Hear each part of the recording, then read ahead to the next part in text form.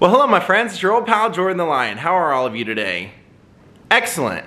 Well, today since we're in Sydney, Australia, I wanted to do a music-related vlog, and since Michael Hutchence from the band Inxs passed away right here in Sydney, Australia, and they have a memorial to him, I thought today we should talk about what happened to Michael Hutchence. So, Daze with Jordan the Lion begins now.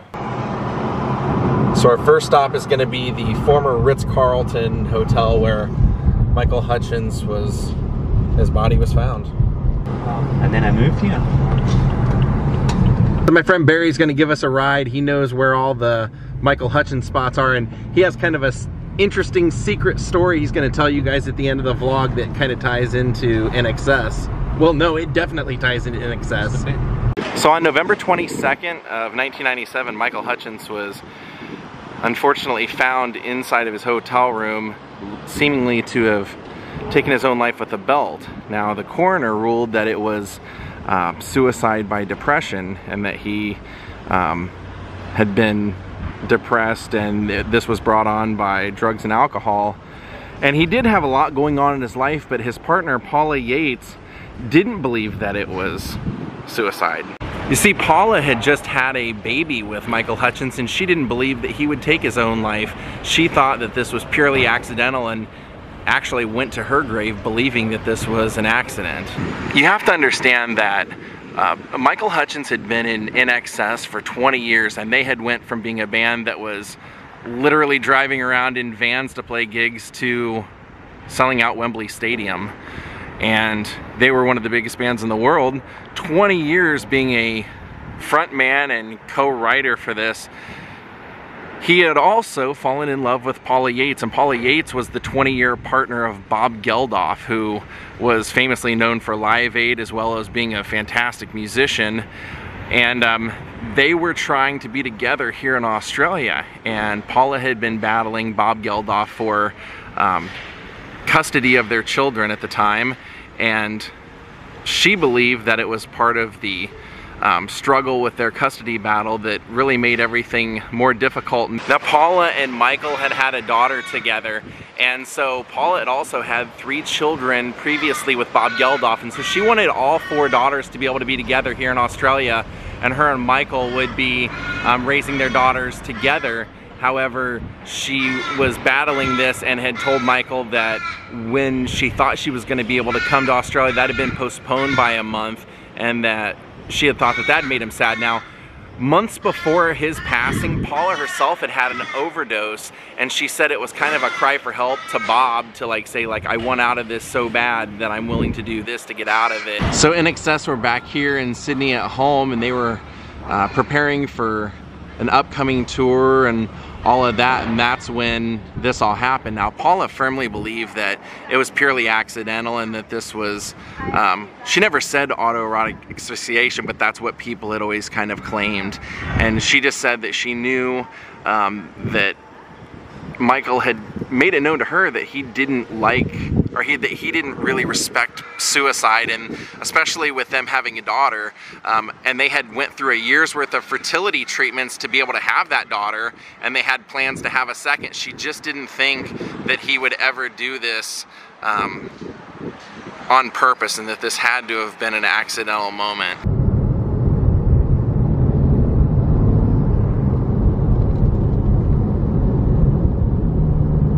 Now we're gonna head out to where they scattered Michael's ashes.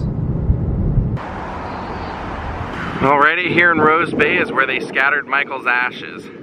They do have 2 formal memorial places for Michael. One being in Los Angeles at Forest Lawn, and one we'll go to after this, but they had a ceremony inside a church, and then they brought his ashes out and scattered them here. Now, what's kind of a bizarre twist in this whole tale is that they spent so much time battling Bob Geldof for the, I guess basically the right to be together and to come live here in Australia, where Michael wanted to have his family. And when that all got postponed, Paula said that Michael said, well, I'm going to call Bob and plead to him myself, and someone heard that conversation of him saying she's not your wife anymore. And in the end, after Michael passed 2 years later, Paula herself in 2000 would pass of a heroin overdose on one of her daughter's 10th birthday. They said that Paula hadn't done drugs in 2 years at all, and that the amount she did wouldn't have killed someone who was addicted, but someone who wasn't doing it at all, it took her life. Now in the end, Michael's sister in Los Angeles tried to get custody of Tiger Lily, their daughter, Michael and Paula's daughter, and Bob Geldof ended up fighting her on it, and Bob ended up adopting her. So Tiger Lily became Heavenly Tiger Lily Hutchence Geldof and was raised by Bob Geldof.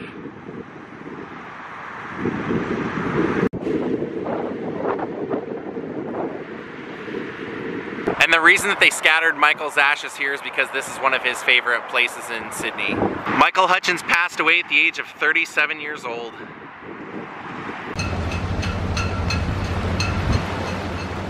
So right out here on a boat in Rose Bay, they scattered his ashes.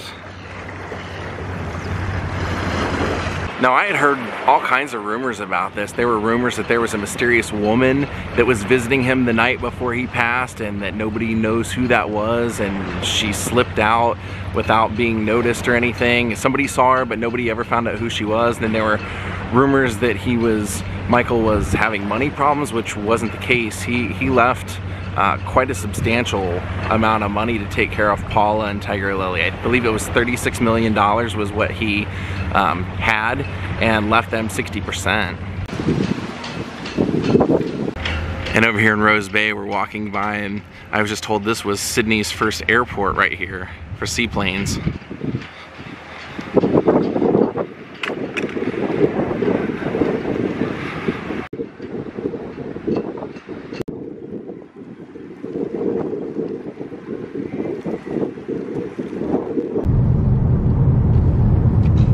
There you can see the tower in the background. Now we're headed off to the Michael Hutchence Memorial here in Sydney.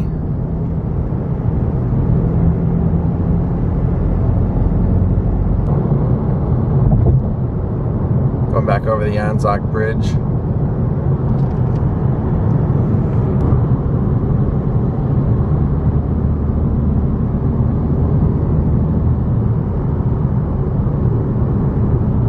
And the reason they had a memorial for him out here is because his family lived closer to here. Here it is, Northern Suburbs Memorial Gardens. All right.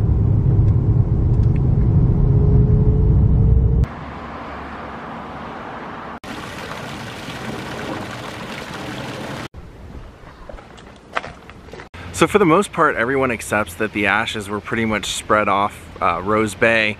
But online, I've read for many years that they divided the ashes into threes, and that the memorial site we're going to see here at this cemetery has a third of his ashes, a third of the ashes were buried at Forest Lawn, and then a third were scattered. So I heard that Paula Inxs used to sleep with some of his ashes, so she had a portion that she would sleep with in bed. I wonder if those are what ended up being buried in Los Angeles eventually. Perhaps. He's not too far from this.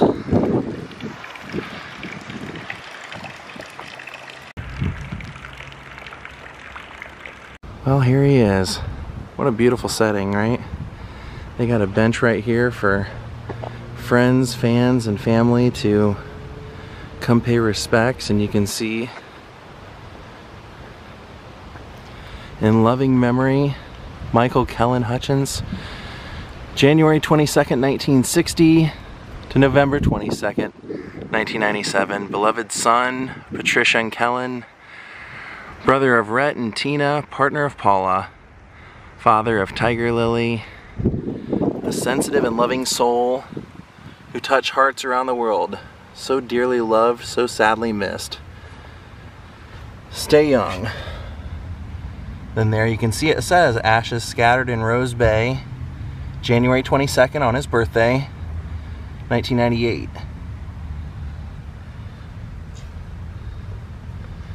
So his 38th birthday, they scattered the ashes.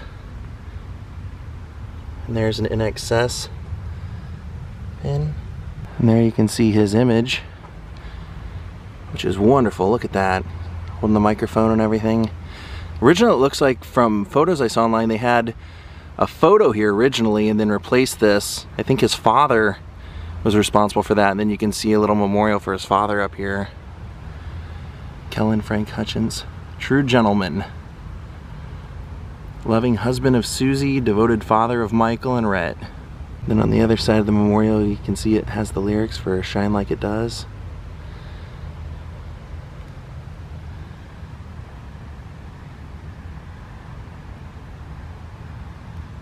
His lyrics from 1985. So I guess the mystery of his death will always remain a mystery. The coroner had no second doubts that it was a suicide, and Paula had no second doubts that it was an accident. So rest in peace, Michael Hutchence. So Barry, you are a big Inxs fan. You're originally Scottish, but you've lived out here for a while now, and you said last time you were here was about 20 years ago. You have an interesting Inxs story that you told me today I had no idea about. Do you want to tell people a little of your background? Sure, yeah. So back in 2000, I came over here after a spell of illness with my Australian girlfriend, and she brought me to this memorial in 2000 when I was visiting Australia before I came to live. And I played in a band in the UK called Chain for many years. We had a bunch of successes with the early internet charts, etc. And Inxs were by far my favourite band at the time. And when I came back to live in 2003, a few guys had said to me, "You should be singing with Inxs," which was always a dream, you know. And they didn't hang it up after he passed away. Certainly not. Though they had played with Terence Trent D'Arby, etc. And right, which was a great combo, I think. But then in I think 2005, they had advertised that they were going to do a TV show in the States called Rockstars, and someone had a hold of one of my CDs from my UK band, and I was sitting at work in a radio station in Sydney on a Tuesday afternoon, and I got a phone call from someone saying, "Hey Barry, you know, we've got your CD, we'd like you to come along for a private audition to sing with Inxs." And I thought, yeah, who's this on the phone, you know, thinking someone was completely taking the piss. But no, it was someone from their production company, whatever. So I went along to the Enmore Theatre with a friend of mine, Pete, back in the day, who came up, and I thought, you know, we'll probably audition in a room. I ended up getting up on stage on the Enmore Theatre and playing Never Tear Us Apart to audition for this Rockstars thing with Inxs. It was a great experience. And then for about 7 years after that, I played in a band with a guy called Paul Prammer, who was our bass player, was one of the a good friend of the Forest Brothers of Inxs. So wow, cool story.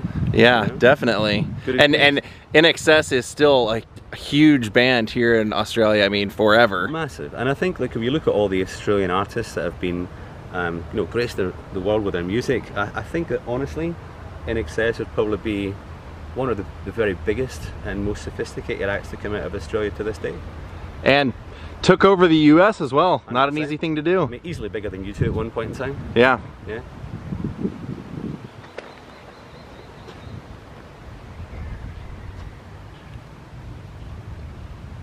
Eternally wild with a power. 20 years on, and loved and missed more than ever. So I think everyone probably knows that Michael was a, you know, pretty nice guy. There's a lot of stories about him being a really sensitive guy and, you know, thoughtful person.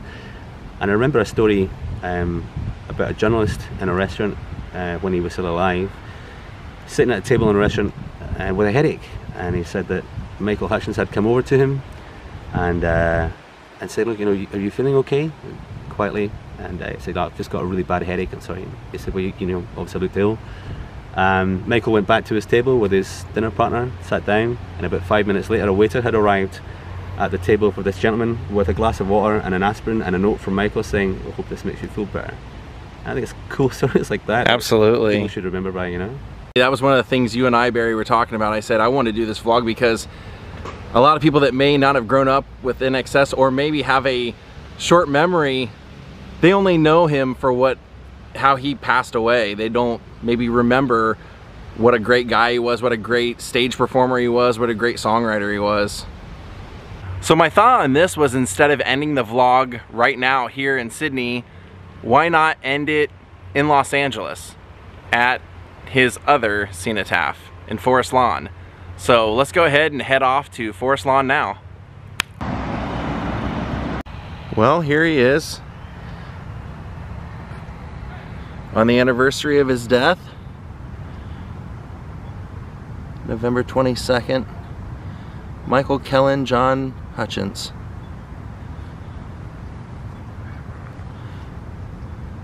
I couldn't find exactly why there's a headstone here.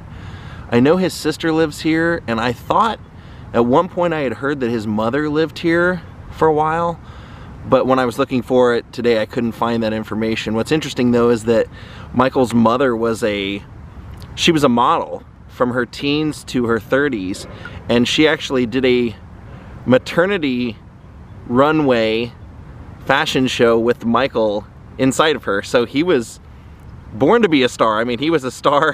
He was the center of attention even before he was born. But I do know his sister lives here, and like I mentioned earlier in the vlog, we know that the ashes were divided into 3. Michael's father received a third, his mother received a third, and Paula received a third of the ashes. I know that his father, Kellen, scattered his ashes at Rose Bay where we were earlier, and I'm not quite sure what happened with Paula's portion of the ashes. They could be here, or these could be the portion that his mother was given. But I do know that they say that a portion of his ashes are buried here. Loving memories forever. So today's November 22nd. This is 22 years since Michael passed. Well, Lionhearts, that was our trip. I hope you enjoyed our week in Sydney, Australia. We are back, and we are going to be doing some vlogging in Los Angeles. Thank you, Jeffrey Kidd and Sean Glosson, for making contributions to my channel. Thank you to everyone who's a Patreon. Thank you for everyone who watches. And thank you to Barry and Azaria for being great hosts, driving me around, letting me stay at their houses, and just being great friends. You guys made our trip amazing, and the hospitality was unbelievable. Have a great night, everyone. If you have a chance to go to Australia, I highly recommend it, but don't forget your sunblock. Have a great night, and goodbye.